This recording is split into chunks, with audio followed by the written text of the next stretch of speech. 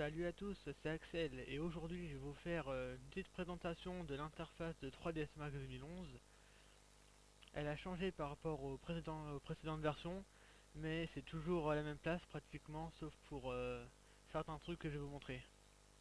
Donc voilà, on commence. Là on a la vue du dessus, là de devant, et là de gauche, la vue de côté, et là c'est la vue de perspective.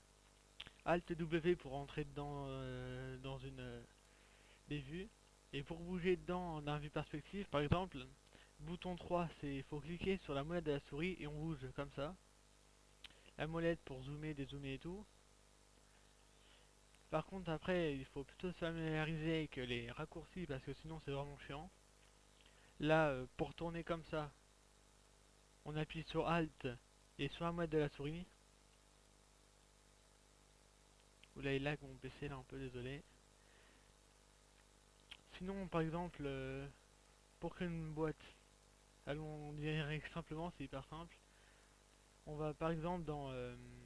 non, on va commencer par créer une boîte. L'onglet Create, géométrie, box, tout simplement. On fait genre ça. Voilà. On a notre carré. Genre, je vais faire un tout petit truc comme ça. Ensuite, par exemple, on peut créer plein d'autres trucs. Par exemple, une glossaire pour faire la terre. Avec des matériaux qui nous ont fournis dans le logiciel. Moi, je vais faire une sphère. Attendez. Voilà. Je vais la placer, je sais pas moi, là. Hop.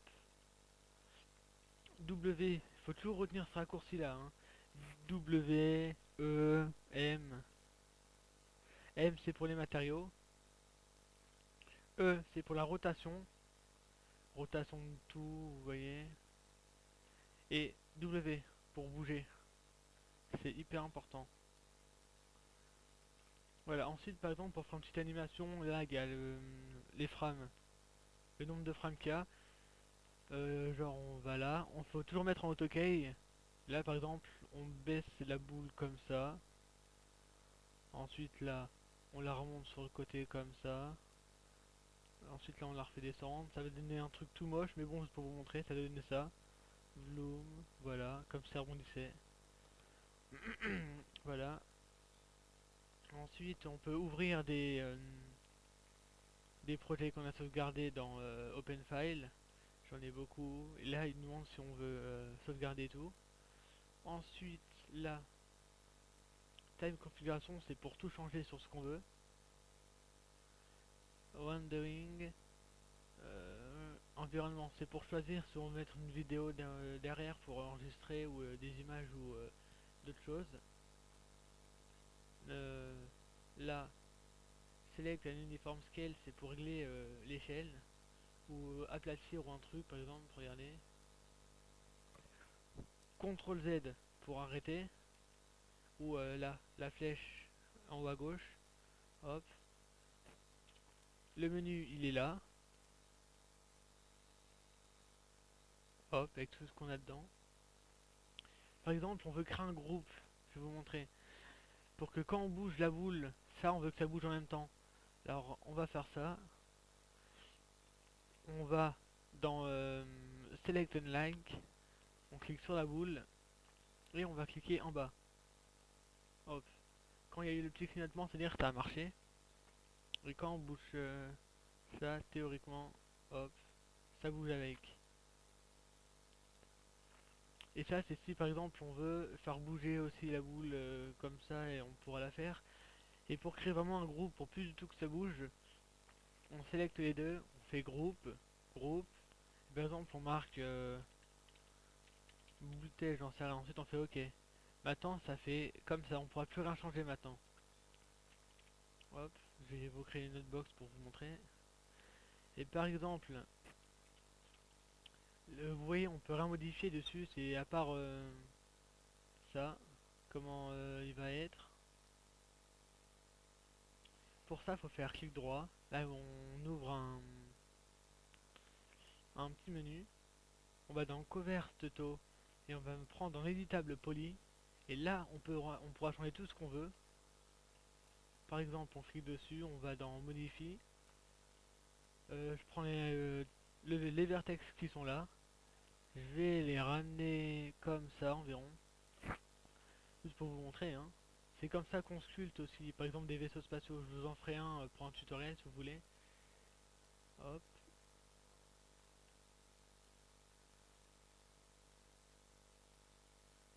hop là par exemple. Même si c'est moche, juste pour vous montrer par exemple comment on fait. Ça ressemble absolument à rien, vous êtes d'accord, hein. Par exemple, on prend ça derrière, on peut le lever, on peut faire tout ce qu'on veut. Et un des trucs qu'on va utiliser le plus souvent, c'est ça. On sélectionne... mince, attendez. Voilà, on sélectionne notre partie avec polygone, ce polygone là. On va dans bevel, bisous quoi. Le plus souvent c'est ce qu'on va faire avec les chanfreins, je vais vous montrer ce que c'est. Et là, par exemple, on veut... Non, ça celui-là. Une outline, une petite outline par exemple, comme ça. On fait appuyer le continu, clic droit pour mettre comme ça. Et là par exemple on augmente. Ensuite on fait appuyer le continu. Là on refait un petit bisou.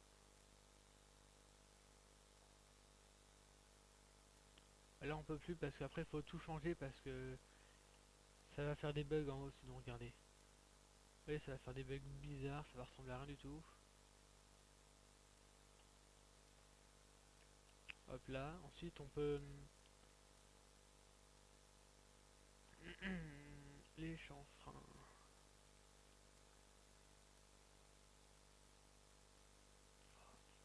Les chanfreins, il faut les retrouver. Bon,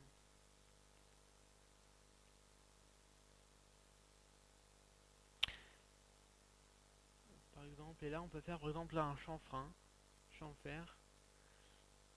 Un chanfrein c'est pour écart, pour par exemple, on veut, vous voyez là c'est dur comme, c'est vraiment tout carré là. C'est, on veut que ce soit un peu plus arrondi. F3 pour bien voir comme ça, sinon, comme ça on peut mieux se repérer. Ou F4 pour afficher la segmentation. Il faut toujours le mettre comme ça, on peut voir où sont les segments et tout. Et là, vu que c'est plutôt ici, ça sera meilleur. C'est bien carré, rectangulaire. On n'aime pas ça. Par exemple, on met comme ça. Ouais, c'est déjà mieux. Ensuite, on va augmenter le nombre de connects pour que ce soit vraiment rond. Ensuite, on fait OK. Et vous voyez que là, c'est rond, par exemple.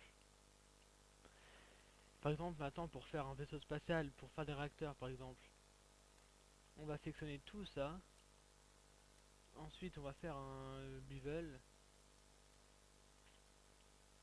On va baisser un peu, comme ça. Vous voyez, on fait appeler une continue. Clic droit pour mettre à 0. On recule. Hop. Appeler une continue. Clic droit pour mettre à 0. Un autre petit chanfrein pour le style. Ensuite, on repousse. Et là, on fait OK, par exemple. Et là, ce sera le réacteur. Du coup, par exemple, ensuite, il faut aller dans... On va mettre cette ID 4. Mais... faut que je retrouve, attendez. Irritation 1. On va mettre, ouais, 5. Voilà. Ensuite, on va dans Rendering. Effect. Effect. Add. Désolé, c'est mon chien, ça. Euh... Faut mieux se taire parfois. Ensuite, il faut aller dans... On va dans Lens Effect. Ensuite, on va dans Glow. On met sa petite flèche pour aller là. C'est là qu'on va régler tout le glow qu'il nous faut pour notre scène. On peut l'intensité et tout, on peut tout rajouter, taille, voilà. Ensuite, par exemple, dès qu'on quitte et on veut faire un rendu de ce qu'on a fait.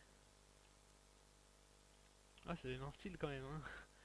On appuie sur Shift plus Q, comme ça va faire ça. Bon, après avec le matériau editor, par exemple on clique dessus, on veut donner un matériau à tout ça, on fait glisser, ou assign de matériel sélection, là on peut dans standard, hop, c'est un petit bugs que j'ai parfois, vous inquiétez pas. Là on peut tout choisir sur ce qu'on veut mettre. Par exemple moi je préfère laisser en standard, voilà. Et là par exemple on peut mettre une texture bitmap. Je vais en mettre une vite fait.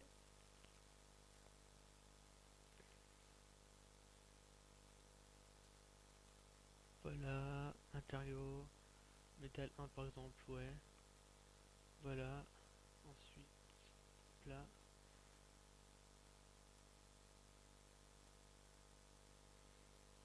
Ensuite par exemple voilà, on a les options pour régler et tout. On quitte, ça donne ça, voilà.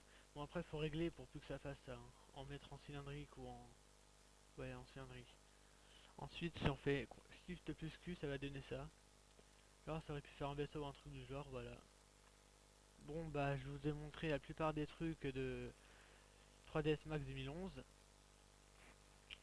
Et à bientôt pour un nouveau tuto. C'était Axel Fraisse, voilà.